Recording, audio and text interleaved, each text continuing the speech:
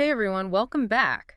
Trying to keep up with everything happening in the world these days, all the tech stuff especially, it's a lot. Oh, yeah? It's like drinking from a fire hose. Yeah. But that's what we do in these deep dives. We take a deep breath Yeah. and really get into the most important stuff. Yeah, we cut through the noise. That's right.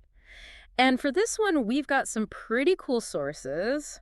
We've got snippets from conferences, some chats from book launches, and even some examples of how artists are getting involved in all of this. That's a good mix. So we'll be jumping around a bit, but it's all connecting the future of tech and what it means for democracy. Big topics. Big topics. So to kick things off, I want to take you to a conference in Europe Okay. where they were discussing the future of the internet. It's the future of a more democratic internet. Yeah, exactly. And one speaker said something that really got me thinking. They said that all these platforms where we're supposed to be having these big discussions about democracy, Right. they're owned by Big tech. big tech companies. And the algorithms they use, well, those algorithms, they're not designed to support democracy. They're designed to make money. To maximize profit. Exactly. Which kind of makes you wonder how much these platforms are actually helping us have these important conversations. That's a great point. And it leads to those echo chambers and filter bubbles we hear so much about. Yeah. Where we only see information that confirms what we already believe. Oh, totally. I feel like I'm in one of those all the time. It's hard to avoid these days. Yeah. And it makes it difficult to see other perspectives or even, just get the facts straight. And the speaker at the conference, they had this crazy anecdote that really illustrates this. They were talking about this political party, super active on Twitter, tons of followers, Maybe dominating the conversation. totally. But when it came to the actual election, 0 votes. Like not a single one. Wow. Right. It's kind of terrifying when you think about it, how online perception can be so different from reality. Yeah. It shows how algorithms, especially when they're focused on profit, can end up, distorting how we see things, even democracy itself. Because if those online spaces aren't showing us the full picture, If they aren't representing everyone, then it's really hard to have a public conversation that's, truly informed. it makes you wonder who's really in control, right? Absolutely. And that's why at the same conference, they were talking about this idea of a sovereign media data space. It's something they were exploring in Europe. A sovereign media data space. What is that? Well, it's kind of like an alternative to the big tech platforms. Okay. But it's publicly owned and run based on, democratic values instead of just profit. So basically, a space for public discourse that's actually designed for, well, public discourse. Yeah, that's the idea. They're still figuring it out, of course, like Huh. how to make sure it's truly independent and prevent, people from manipulating it. It's a pretty big undertaking. But it's fascinating to watch because if they can pull it off, it could really change how we have these conversations online. It could be a whole new model for online spaces. Exactly. Now, shifting gears a bit, let's talk about what's happening on the ground, how individuals are engaging with all of this. We came across this amazing story about an artist who used their skills to, expose what's going on with facial recognition technology. Artists getting involved. I I love that. Yeah, this one's wild. They basically cloned a bunch of those, mugshot websites. Oh, yeah, those are everywhere. Right. But instead of, exploiting those mugshots for profit or whatever, they used them to show how law enforcement was using facial recognition on people. Whoa, kind of turning the tables on them. Yeah, exactly. And of course, it sparked a massive debate, Bet. because on one hand, you could argue that the public has a right to know who's been arrested. Transparency and all that. But then there's the other side of it, the fact that having all these mugshots out there could lead to mistaken identity, discrimination, even harassment. Right. It's complicated. It's super complicated. And it really makes you think about, even when technology is used for something that seems good, Like public safety. you still have to think about the ethics of it, Where do we draw the line between transparency and privacy, between security and freedom?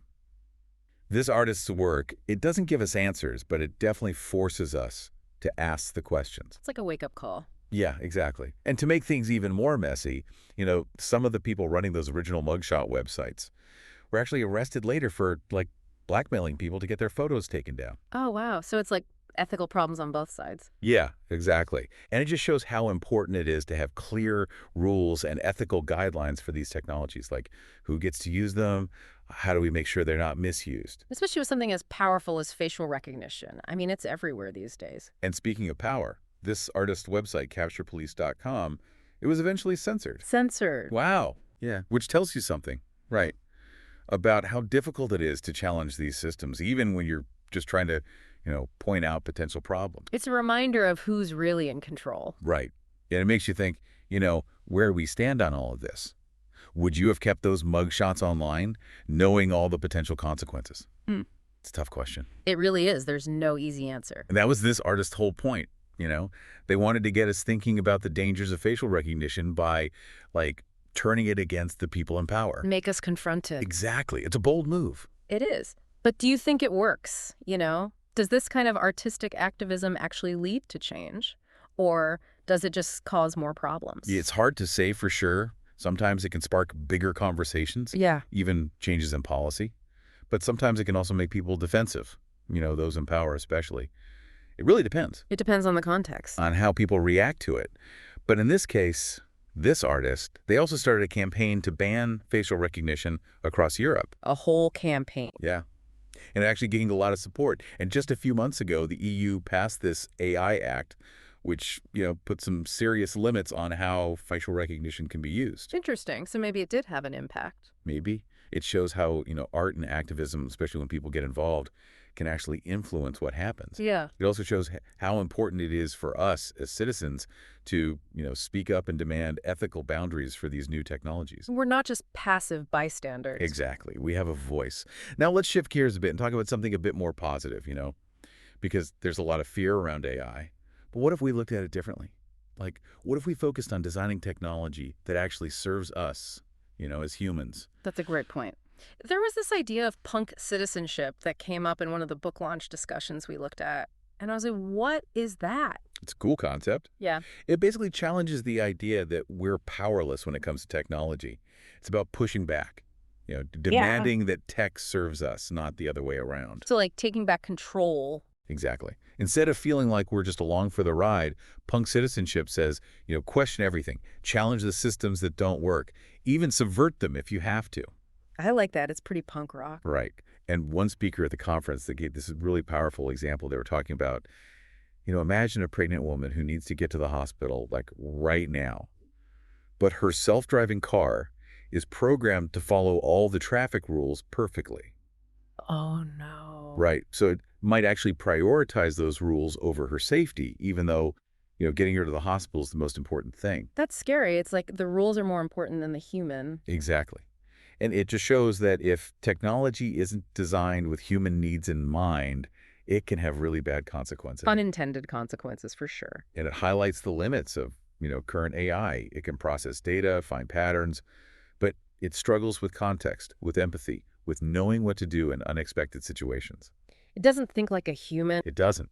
And this brings us to another interesting idea that kept coming up, this idea of decolonizing tech. Decolonizing tech, that's a new one. Yeah, it's about recognizing that, how we think about intelligence, how we build that into technology, it's often shaped by, Western ways of thinking. Makes sense. And that by bringing in, indigenous knowledge, different ways of knowing, we could create technology that's more holistic, more human-centered. So it's like expanding our definition of intelligence. Exactly. Moving beyond just data and algorithms and considering the wisdom that comes from lived experience from different cultures, from understanding our connection to nature. It's a whole new perspective. It is. And it reminds us that technology should benefit everyone in all their diversity, not just a select few. It's a good reminder. So we've talked about the problems, the power dynamics, but I'm curious about solutions, What are people doing to actually create a better digital world? What gives you hope? Well, there were some really inspiring examples at the conference. One that stood out was this concept of pub hubs. They're like open source platforms. Open source. I like that. Yeah.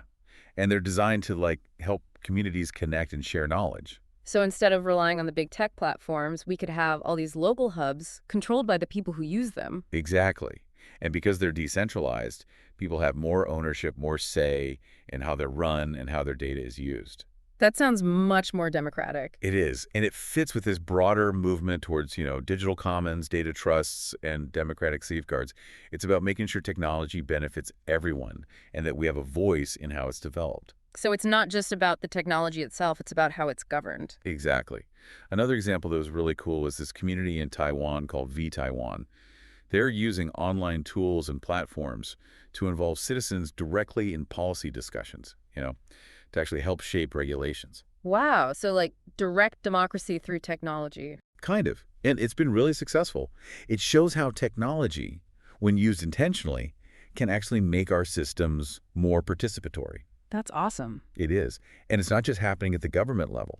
They were also talking about student startups, developing deepfake detection tech, pushing for ethical AI principles. It's great to see young people taking charge. They're not just consuming technology, they're shaping it. The next generation of tech leaders. Exactly. And it reminds us that we're not alone in this fight. People all over the world are working to create a better digital future. And that's a good reminder because it can feel overwhelming sometimes. We can't forget about the role of public media in all of this, though. They were talking about that a lot at the conference. Oh, yeah, it came up again and again. The need for strong, independent media, to provide reliable information to counter the influence of big tech. Absolutely. Especially now, with so much information overload and all the algorithms trying to control what we see, it's crucial to have sources we can trust. Sources that aren't just trying to make a profit. Exactly. Public media plays a vital role in making sure people are informed and engaged, which is essential for a healthy democracy. It's like a cornerstone of a healthy democracy. Yeah, and it needs our support. So much to think about. And this is just the beginning. We've got a lot more to unpack in the next part of our deep dive, so stay tuned. We'll be right back after a short break. Welcome back, everyone. As we keep digging into all this stuff about tech and democracy and what it even means to be human in this digital age, it's pretty mind-blowing. I know, right? Sometimes it feels like too much. It can be overwhelming for sure. But that's why we're here, right? To try and make sense of it all together. Exactly.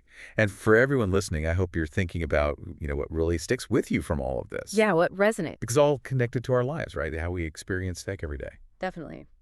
Now, before we jump to the break, we were talking about digital autonomy. Right, that's a big one. Like in a world where our data is tracked and analyzed and sold, It's constantly being used. what does it actually mean to be, in control of our digital lives? That's the question, isn't it? And it's becoming more and more urgent as tech becomes such a big part of everything. It's everywhere. Yeah. Digital autonomy, at its heart, it's about having the power to decide what happens to our data. Our information. Our online identities, even just our experiences online.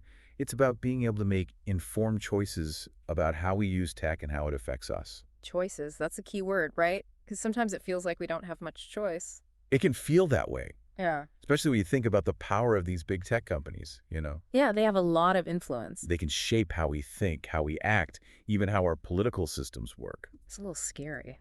It can be. And that's why it's so important to think about alternatives, to create a digital world where we're not just reliant on a handful of massive corporations. More options, more diversity. Exactly. And before the break, we talked about PubHubs and vTaiwan. Those are great examples. They are. But what else is out there? What other solutions give you hope for a future where, tech is more decentralized, more democratic? Well, one area I'm really excited about is the movement towards data cooperatives and data trusts. Data cooperatives. Tell me more about that. So imagine a system where, patients have control over their medical data. Okay. They own it, and they decide how it's used, especially with research. That makes sense. It would give people so much more power, right? Or And it could lead to amazing breakthroughs in healthcare while still making sure that data is used ethically. so it's like a win-win. It could be. It's a much more transparent and equitable approach compared to the current system, where, our data is often collected and used without us even knowing about it. It happens all the time. Yeah. And it's not just about owning our data, it's about changing the power dynamic so that people have more say in how their digital lives are shaped. Or agency. Exactly. And of course, none of this is possible without education. Yeah. Media literacy. We need to be informed. If we want to be truly in control of our digital lives, we need to understand how tech works, how it can be used to manipulate us, how we can protect ourselves. Learn the rules of the game. Yeah, because the rules are constantly changing. We need to be able to tell what's true and what's not, to recognize bias, to know which sources we can trust. It's like we need a whole new set of skills for this digital world. We do. It's about empowering people to be more critical thinkers, to be more active participants in shaping the digital world instead of just being passive consumers. To take charge. Exactly. Okay. So we've got all these amazing people building alternatives, pushing for ethical tech, but how do we scale this up? That's the big question, right? Yeah, how do we create real systemic change when, the forces we're up against are so powerful? They seem unstoppable sometimes. I know. But I think it starts with changing the story. We have to stop thinking of tech as this inevitable force we can't control. Yeah, like it's some force of nature. We made this stuff. We have the power to change it, to make it work for us. We can redesign it? We can. And that's where storytelling comes in. We need to tell stories that inspire people to imagine a different future. A future where tech is used to empower us, to connect us, to solve problems, to make the world a better place. Instead of all the dystopian stuff we always hear. Right. We need those positive visions to counter all the fear and pessimism. People need to believe that another way is possible, that tech can be a force for good. Hope is important. It's essential. And I think people are hungry for that hope. They're tired of feeling powerless against these massive impersonal systems. They want to believe in something better. Okay, so we've got the inspiration, but what about action? What can we actually do, in our daily lives to take back control and build that better future? Well, like I said before, the first step is awareness. We have to pay attention to our digital habits, how much time we spend online, what data we're sharing, what values are built into the tech we use. Take a step back and assess. Exactly.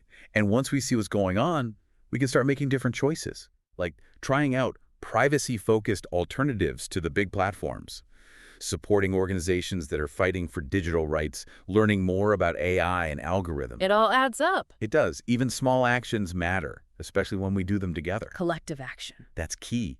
We can't do this alone. We need to build movements, support each other, hold the powerful accountable. Find our people. Exactly. Find your community, online or offline, and work together to make a difference. Because that's where the real magic happens, When people come together with a shared purpose. The energy of a movement. That's it. We can share ideas, resources, build momentum for real change. And we can't forget about art, right? The way artists are using their creativity to challenge the status quo. Yeah, art is so powerful. It can cut through all the noise and make us feel things deeply. It can inspire us, make us think differently, help us imagine new possibilities. It can change hearts and minds. Exactly. Yeah. Now, before we move on, I want to bring up something important that came up a lot at the conference. Yeah. This idea that to build a truly democratic and equitable digital future, we need to address the power imbalances in society as a whole. So it's not just about the tech itself. It's bigger than that. It's easy to get caught up in the tech details, to think we can fix everything with better algorithms or gadgets. The tech solutionism trap. Yeah. But tech is a reflection of the society that creates it. If we want to change the tech, we have to change the systems that shape it. So we have to address things like systemic racism, economic inequality, the concentration of power. All of that. It's about building a more just world, both online and offline. That's a big challenge. It is. But it's worth fighting for because what's at stake is, the future of humanity. That's a good way to put it. It can feel overwhelming. It can.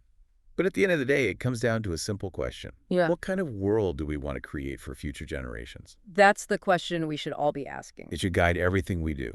And that's what we'll keep exploring in the last part of our deep dive. Stay tuned. And we're back. This deep dive has been, it's been a lot, kind of a roller coaster. Oh, yeah, for sure. Like, we've talked about some pretty dark stuff, the power of big tech, the algorithms. The threats to democracy. All of that. But we've also seen some really inspiring things, people fighting back, building alternatives. And those are the things I like to focus on. Me too. Yeah. So for this last part, let's talk solutions. What's actually being done to make the digital world, a better place? Well, the good news is we're not starting from scratch. There's so many people out there working on this. Yeah, we've seen some amazing examples. Grassroots activists, open source developers, artists pushing boundaries, policymakers making changes. It's happening everywhere. All over the world. From local communities to global collaborations. It's like a network of change makers. That's a great way to put it. And that's what gives me hope. The solutions aren't going to come from, some big tech company or government. It's going to be a grassroots thing. It has to be. It's got to come from the people, from their creativity and ingenuity. It reminds me of that saying, think globally, act locally. Exactly. And that's where the idea of digital commons comes in.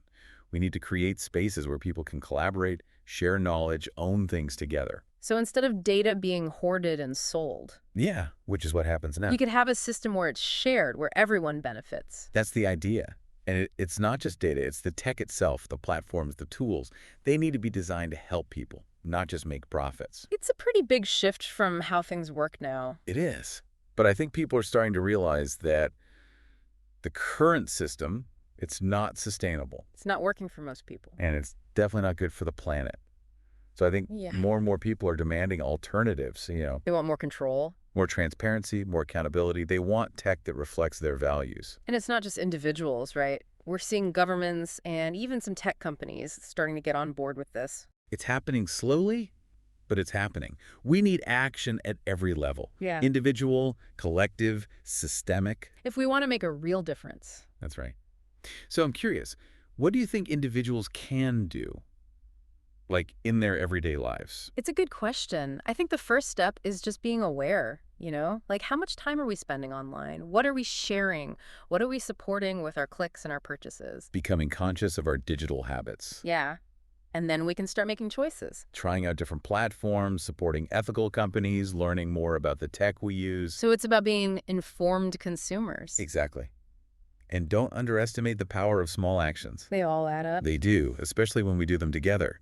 Find your community, connect with people who share your values, and work together to create change. Collective action makes a difference. It's the only way we're going to make a real difference. And remember, it's not just about tech, it's about our values, about what kind of world we want to live in. And don't forget the power of art and creativity. Oh, absolutely. Art can be so powerful in challenging the status quo, inspiring new ways of thinking, connecting us to each other. It can change the narrative. Exactly. So as we wrap up this deep dive, I know, it went by fast. it did. The biggest takeaway for me is that the future is not set in stone, We still have time to change things. We do. The future of tech, the future of our societies, it's a story that's still being written. And we're all part of that story. We are. The choices we make today, they'll shape the world of tomorrow. So everyone listening, I ask you, what role will you play? What actions will you take? What future will you help create? That's a great question to end on. Thanks for joining us on the deep dive.